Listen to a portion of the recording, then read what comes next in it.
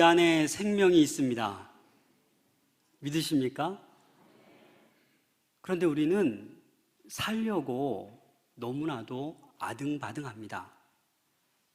지난 한 주간도 아마 여러분들이 살아내기 위해서 고생하고 힘쓰고 먹기도 하고 자기도 하였을 겁니다.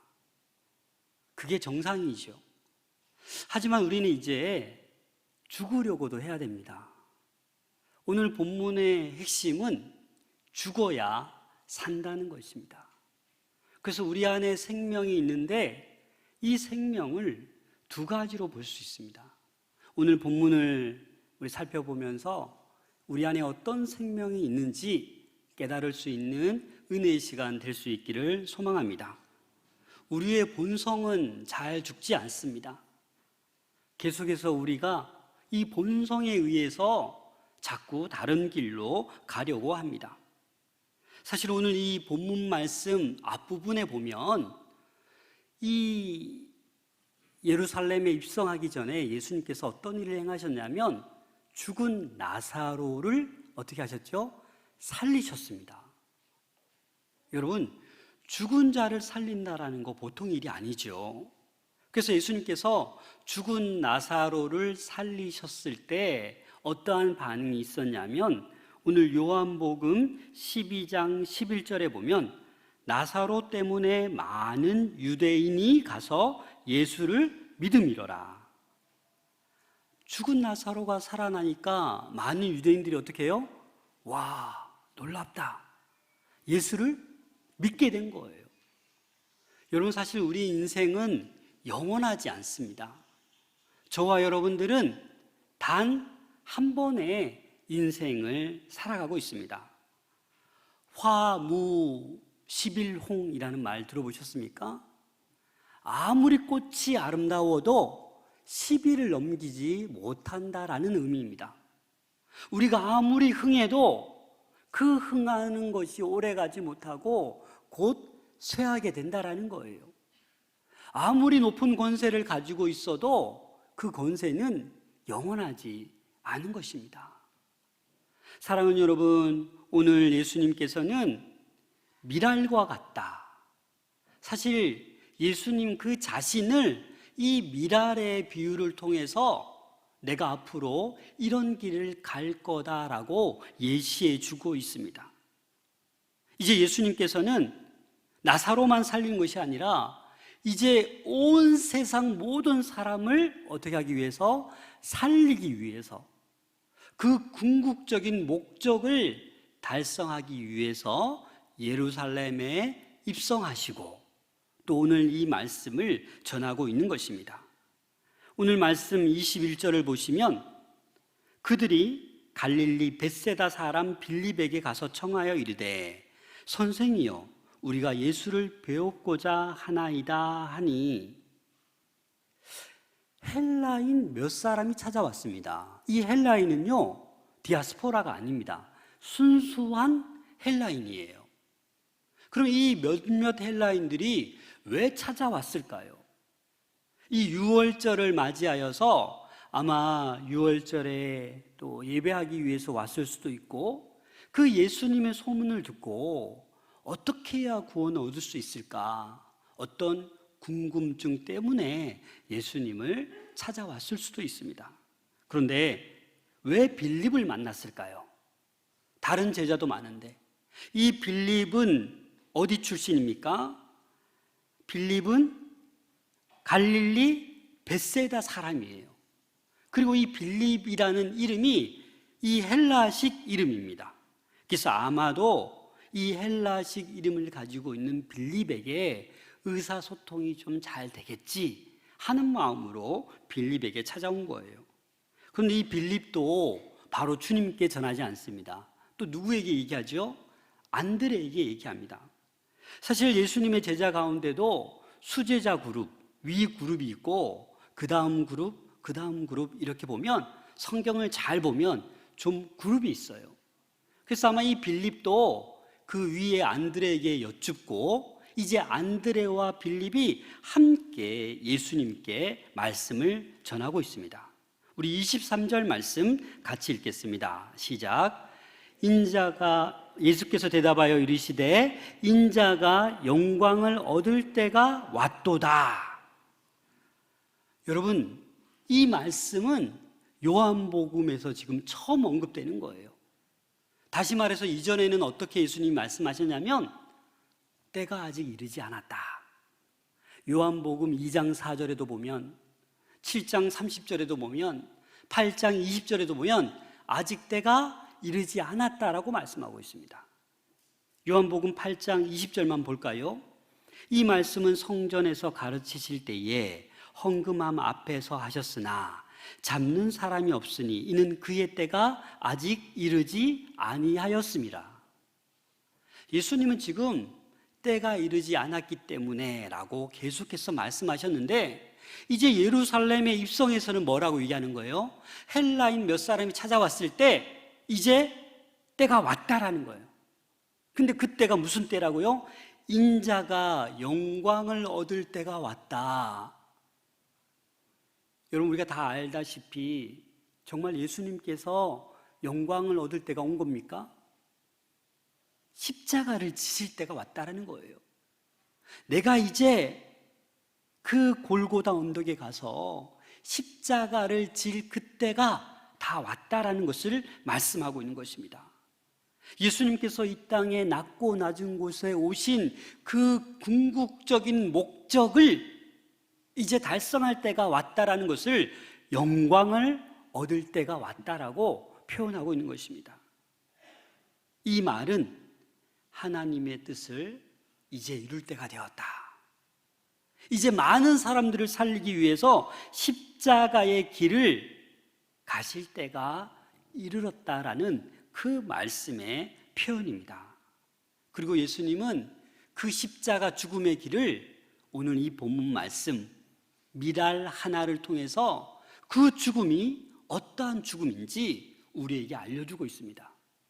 이 당시 팔레스틴 유대 지역에는 이 밀이 풍성했어요. 그래서 미랄을 예로 들고 있는 것입니다. 우리 24절 말씀 같이 읽겠습니다. 시작. 내가 진실로 진실로 너희에게 이르노니 한 알의 밀이 땅에 떨어져 죽지 아니하면 한 알 그대로 있고 죽으면 많은 열매를 맺느니라. 아멘. 여러분, 이 본문 이 자체를 믿지 않으신 분 있습니까? 이것은 사실입니다.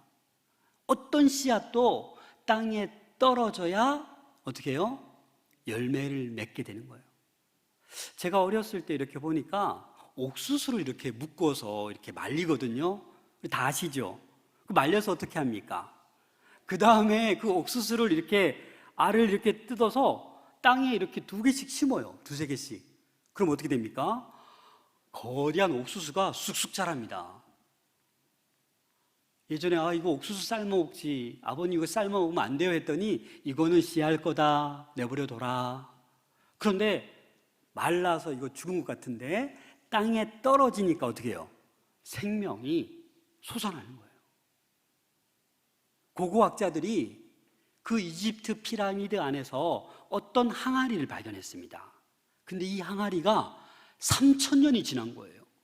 근데 그 항아리 안에 씨앗이 있는 거예요. 3,000년 동안 변하지 않고. 그래서 이 씨앗을 혹시나 땅에 심었더니 자라던 놀라운 것을 발견하였습니다. 사랑하는 여러분, 밀이 어떻게 생겼을까요? 다 아시죠? 혹시나 아시는 분들을 위해서 밀 사진을 잠깐 보여드리겠습니다. 네, 이게 밀입니다. 더 크게 한번 볼까요? 네, 이게 밀이에요. 근데 여러분, 밀을 보면 그 눈이 있습니다. 아주 자그마한 눈. 나머지 배젓 껍데기는 이 눈을 위해서 양분을 공급하는 거예요. 그 작은 눈, 밀의 눈, 그 눈에 이 배젓 껍질이 그 눈에게 모든 것을 양분을 공급해서 어떻게 되는 겁니까? 이제 싹이 나고 줄기가 나고 또는 때가 되면 열매를 맺게 되는 것입니다. 성도는 다른 말로 하면 죽는 사람이에요.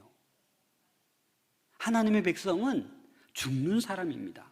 우리가 아무리 물질이 많고 배경이 좋고 기도를 많이 해주는 부모가 있을지라도, 좋은 믿음의 동력자들이 있을지라도 그것은 좋은 토양밖에 되지 않는 것입니다. 내가 죽어서 열매 맺을 수 있는 것은 나 자신이 할 수 있는 일이에요. 부모가, 동력자가 해줄 수 있는 일이 아니다라는 사실입니다. 사랑하는 여러분, 밀 하나가 땅에 떨어져 죽어야 자라서 열매를 맺듯이 우리는 어떻게 해야 됩니까? 죽어야 된다라는 겁니다.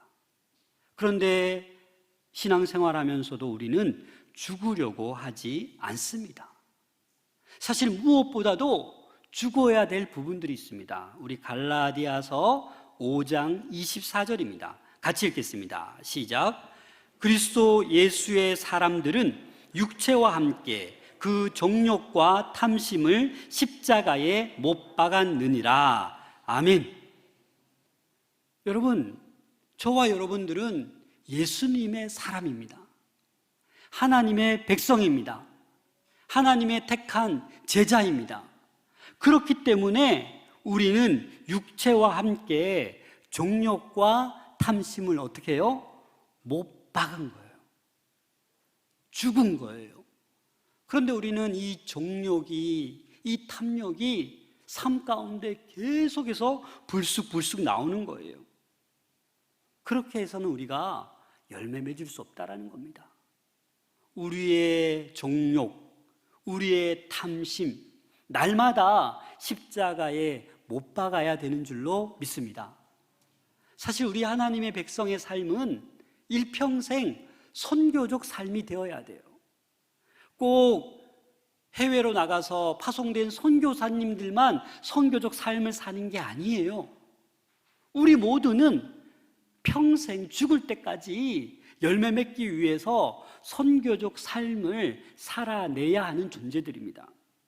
그래서 사람들과의 관계, 육체의 한계, 어떤 모든 문제를 극복하고 그 상황을 이겨내어서 생명을 살리는 일에 우리가 죽어야 되는 것입니다. 선교사님들도 현지에 가서 얼마나 힘듭니까? 언어를 배워야 되고 그 현지인들과 관계를 또 가져야 되고 자기를 죽여가면서 그렇게 했을 때 선교는 살아나는 거예요. 간혹 가다가 내가 살려고 하면 선교는 되지 않습니다. 여러분들도 마찬가지예요. 이 코로나 팬데믹 시기에 우리는 7월 초에 선포했습니다. 이럴 때일수록 생명을 살려야 된다. 그래서 우리 많은 성도들이 329명을 품었어요. 이들을 위해서 우리가 어떻게 해야 됩니까? 죽어줘야 돼요. 그들을 위해서 희생을 해야 된다라는 겁니다. 그냥 열매 맺혀지는 게 아니다라는 말씀입니다. 정말 여러분들 죽고 계십니까? 아니면 여전히 신앙생활을 오래 했지만 말로만 내가 십자가에 못 박았다 하고 나의 정욕과 탐심이 너무나도 하루하루 넘쳐나지 않습니까? 자신이 죽었다라는 것은 여러분 잘 모르겠죠? 내가 사용하고 있는 시간을 보시면 됩니다. 우리 모두에게는 하나님께서 공평하게 하루라는 24시간을 주셨어요. 혹시 여러분들 가운데 25시간 사시는 분 없죠? 다 일주일이 7일인데 혹시 8일, 9일 사는 분 있습니까? 없잖아요. 그러면 이 말이 뭐냐? 시간을 보면 이 사람이 죽는지 사는지 알 수 있다는 거예요. 시간을 보면 하루의 시간 가운데 날마다 핸드폰만 보고 날마다 드라마만 보고 날마다 뭐 먹을 것만 생각하고 날마다 취미 활동만 하고 이런 시간으로 가득 차 있다라면 여러분들 어떻게 되겠습니까? 정말 죽은 자의 삶일까요? 나를 위한 타락한 이기적인 생명을 위한 그러한 시간들로만 가득 차 있다면 그 시간을 보면 알 수 있는 거예요. 어떤 분은 무시로 기도하는 분, 틈만 나면 성경 읽는 사람, 틈만 나면 불쌍한 영혼 떠올라가며 어떻게 하면 저 영혼을 구원할까? 찬송 부르고 말씀 듣고 이러한 시간을 사모하는 사람은 그 시간을 보면 살아있구나라는 것을 알 수 있다는 거예요. 또 물질을 보아도 알 수 있습니다. 어떤 사람은 물질을 하나님께서 주셨는데 가만히 보니까 요즘 영수증 보면 다 나오잖아요.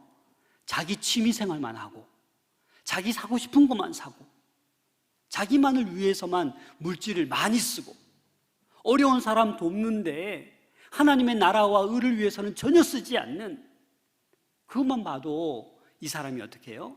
하나님의 사람인지 생명력을 가지고 살아가고 있는지 알 수 있다라는 겁니다. 여러분, 스스로 한번 돌아보세요. 내가 정말 살아있는지, 생명력 있게 하나님을 위해 살고 있는지 돌아볼 수 있기를 소망합니다. 우리는 죽어야 기적이 일어나는 거예요. 한 알의 밀알이 죽어야 기적이 일어나는 거예요. 지금도 죽으면 놀라운 기적이 일어납니다. 문제는 우리가 지금 너무 살아있다라는 거예요. 나 자신이 너무너무 살아있다라는 거예요. 이 생명에 대해서 제가 이 두 가지가 있다고 했는데, 사실 이 죽는 사람, 희생하는 사람이 있는 가정은 평안한 가정입니다. 교회에도 보면 자기를 죽이고 희생하는 성도가 많으면 그 교회는 평안한 교회예요. 반대로 절대 희생하지 않으려고 하고 절대 양보하지 않으려고 하고 그렇게 나아가는 가정, 그런 교회는 평안할 수가 없다라는 겁니다. 우리 25절 말씀 같이 읽겠습니다. 25절 시작. 자기의 생명을 사랑하는 자는 잃어버릴 것이요, 이 세상에서 자기의 생명을 미워하는 자는 영생하도록 보존하리라. 아멘. 여러분, 이 생명이라는 단어가 헬라어로 푸시케라는 단어입니다. 일반적인 의미는 이 생명이 목숨이라는 단어예요. 근데 또 어떤 의미가 있냐면 뜻, 의지, 소원, 이런 뜻이 있어요. 그래서 이 생명은 무슨 말이냐? 자기의 뜻이 있고 자기의 자아가 있고 자기의 의지와 소원이 있는 거예요. 그래서 이 생명을 가지고 자기 뜻대로 자기 의지를 이루려고 하는 그 생명은 어떤 생명이다? 이런 생명은 우리가 날마다 죽여야 되는 생명이에요. 그런데 우리는 그렇게 하지 않으려고 합니다. 생명에는 이렇게 타락한 생명이 있어요. 우리가 아담의 그 범죄로 말미암아 우리는 태어날 때부터 이 범죄, 타락한 이기적인 생명이 우리 안에 있는 거예요. 맞죠? 그런데 우리가 예수 그리스도를 영접함으로, 거듭남으로 그 타락하고 이기적인 자기밖에 모르는 그 생명이 아니라 예수 그리스도께서 우리 안에 오셨기 때문에 새로운 생명, 그래서 오늘 본문 말씀에도 영생하도록 보존하리라 라는 약속의 말씀을 주신 거예요. 저와 여러분에게는 영생의 선물이 있는 줄로 믿습니다. 그래서 우리 안에 있는 이 이기적인 타락한 생명은 계속해서 우리는 죽여야 되는 거예요. 미워해야 되는 거예요. 그 생명을 사랑해서는 안 된다라는 겁니다.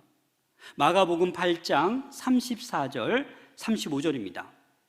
무리와 제자들을 불러 이르시되 누구든지 나를 따라오려거든 자기를 부인하고 자기 십자가를 지고 나를 따를 것이니라. 누구든지 자기 목숨을 구원하고자 하면 잃을 것이요, 누구든지 나와 복음을 위하여 자기 목숨을 잃으면 구원하리라. 아멘. 우리가 주님을 따라가려면 자기를 어떻게 해요? 부인해야 되는 거예요. 나의 의지, 나의 뜻, 나의 자아, 나의 소원은 부인해야 돼요. 그래야 우리 안에 예수 그리스도의 생명으로 풍성해지는 놀라운 역사가 있는 것입니다. 우리 26절 말씀 같이 읽겠습니다. 시작. 사람이 나를 섬기려면 나를 따르라. 나 있는 곳에 나를 섬기는 자도 거기 있으리니 사람이 나를 섬기면 내 아버지께서 그를 귀히 여기시리라. 아멘. 저와 여러분들이 예수님을 정말 섬긴다면 예수님을 따라가는 거예요. 예수님께서 이 미라를 통해서 죽어야 된다라고 우리가 부정할 수 없는 그 자연의 법칙을 가르쳐 주셨잖아요. 그래서 우리는 날마다 죽어야 되는 겁니다. 그래서 나 있는 곳에 나를 섬기는 자도 거기 있으리니, 그 거기가 어디입니까? 갈보리, 십자가, 언덕이에요. 여러분, 우리 주님께서는 이 땅에 오셔서 낮고 낮은 곳에 오셨어요. 공생의 삶을 다 살펴보면 늘 겸손하셨어요. 늘 약자 편에 서 있었어요. 우리들도 이 땅 살아가면서 거기에 있어야 되는 줄로 믿습니다. 죽이며 희생의 자리뿐만 아니라 섬김의 자리에 우리는 있어야 돼요. 그런 사람을 우리 하나님 아버지께서 어떻게 여기신다? 귀히 여기신다. 사랑하는 성도 여러분, 하나님께 귀히 여기는 우리 모두가 될 수 있기를 소망합니다. 영국에 또 프랑스가 100년 전쟁을 했잖아요. 그 전쟁 가운데 이제 프랑스가 이 북부 지역에 칼레라는 도시가 있는데 이제 거의 지원군도 안 오고 이제 다 지게 되었어요. 백기를 들고 투항했어요. 그런데 이 영국의 국왕 에드워드 3세가 이 칼레 시민들을 다 죽여버려라. 저렇게 끝까지 반항했으니 다 죽여버려라. 그래서 이 칼레 시민들이 그 에드워드 3세에게 자비를 구했어요. 제발 살려주세요. 그래서 이 에드워드 3세가 조건을 걸었습니다. 좋다.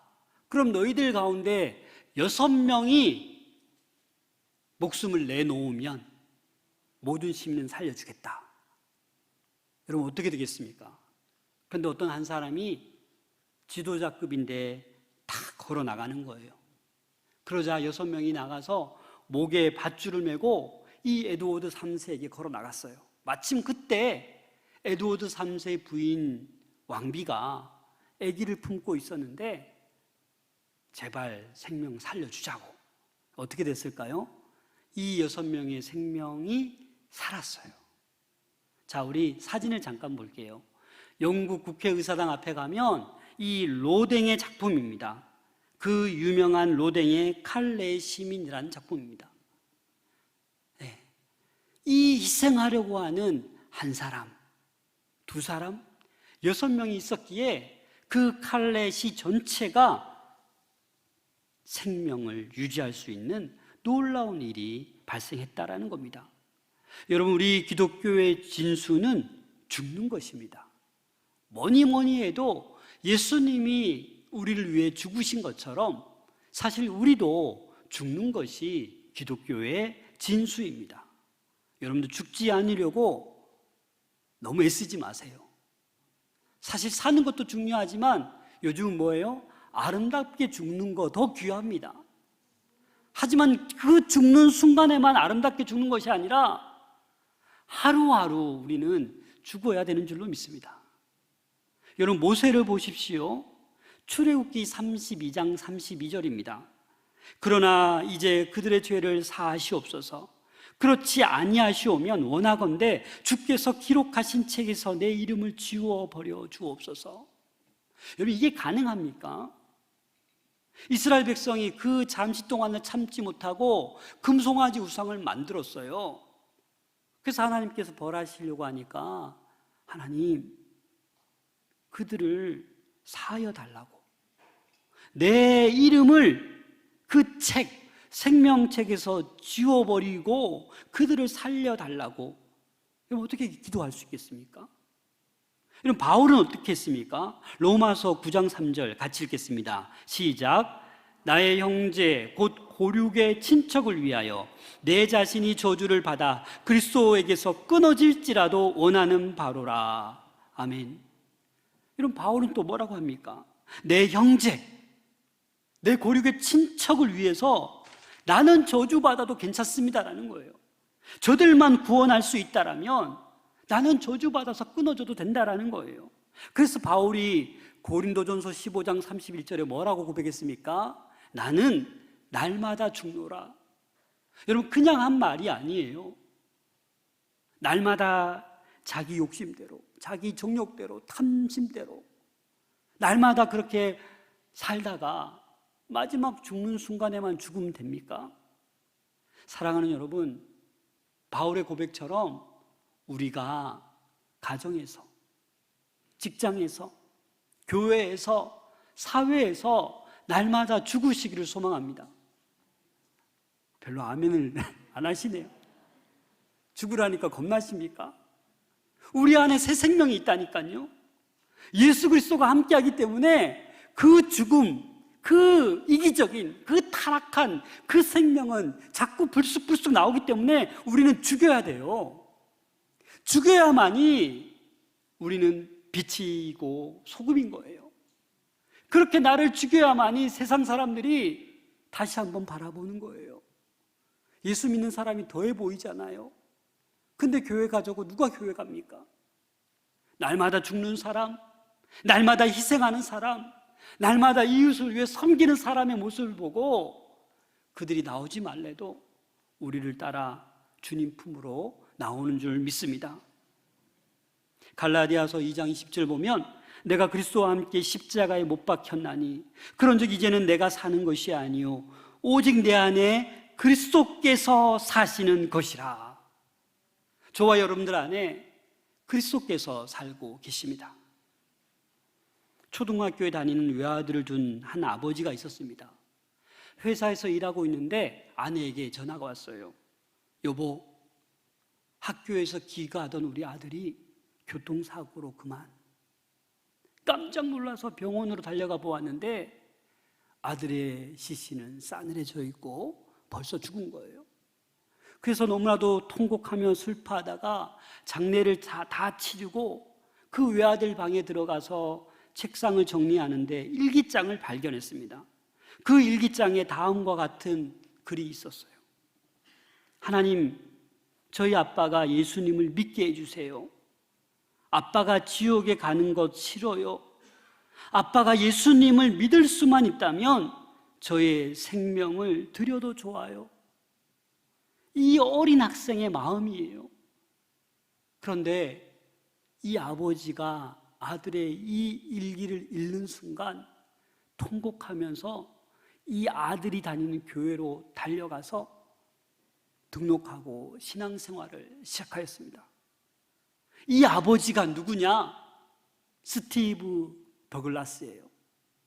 전 세계 198개국의 이 대학생 선교회, 여러분 CCC라고 들어보셨죠? 작년까지 총재였어요, 여러분. 전 세계를 누비며 젊은이들의 복음을 전하는 이 놀라운 열매를 맺는 이 시작이 하나밖에 없는 자기 아들이 하나님, 우리 아빠 지옥 가는 거 싫어요. 제발 예수 믿을 수만 있게 한다면 제 생명을 드려도 좋아요. 여러분, 이게 예수님의 사랑입니다, 여러분. 하나님의 사랑, 하나밖에 없는 독생자 예수 그리스도를 우리가 아니라 더 구체적으로 나를 위해서 십자가에 죽게 하셨다라는 거예요. 이 사실을 믿기만 하면 우리 안에 놀라운 새 생명이 있는 줄로 믿습니다. 그래서 이제 우리가 날마다 죽어야 될 것은 그 이전에 타락한 생명, 이기적인 생명, 그 탐심, 정욕으로 가득한 그 생명은 날마다 죽이고 우리 안에 예수 그리스도로 말미암은 그 생명으로 인하여 여러분들이 땅에 떨어져야만 합니다. 씨가 땅에 떨어져 접촉을 해야 이제 열매를 맺게 되는 거예요. 우리 교회 안에서만 머물지 마시고 아직 믿지 않는 자들과 접촉을 하세요. 만나세요. 섬기세요. 손해를 보세요. 희생을 하세요. 그렇게 해야 우리 안에 있는 생명이 놀라운 활동을 일으키고 나눔을 하고 충만하게 되고 이 생명은 확장되어 갈 줄로 믿습니다. 번성해 갈 줄로 믿습니다. 사랑하는 여러분, 나를 죽이세요. 가정에서도 나를 죽이면 사는 거예요. 안 그렇습니까? 신앙생활 하면서도 여러분 나를 죽이시면 됩니다. 신앙생활 하면서도 나를 죽이지 못해요. 나의 자아가 살아야 돼요. 나의 의지가 통과되어야 돼요. 나의 뜻만이 이루어져야 돼요. 그러다 보니까 교회가 평안하지 않을 수 있는 거예요. 가정에서 내가 희생하면 남편이 살고 아내가 삽니다. 그렇지 않나요? 내가 희생하면 우리 자녀가 사는 거예요. 그런데 우리는 연약해서 내가 죽으면 되는데 죽기를 싫어하는 거예요. 그래서 가정에도 직장에도 학교에도 이 교회에도 나도 모르게 다툼이 일어나게 되는 것입니다. 사랑하는 여러분, 그리스도와 함께 죽읍시다. 날마다 죽읍시다. 그게 사는 길이요. 그게 놀라운 생명을 확장시키고 번성시키는 길입니다. 이 기쁨 나눔 주일에 하나의 미랄이 되어 나를 죽이고 놀라운 기적을 목도할 수 있는 우리 모두가 될 수 있기를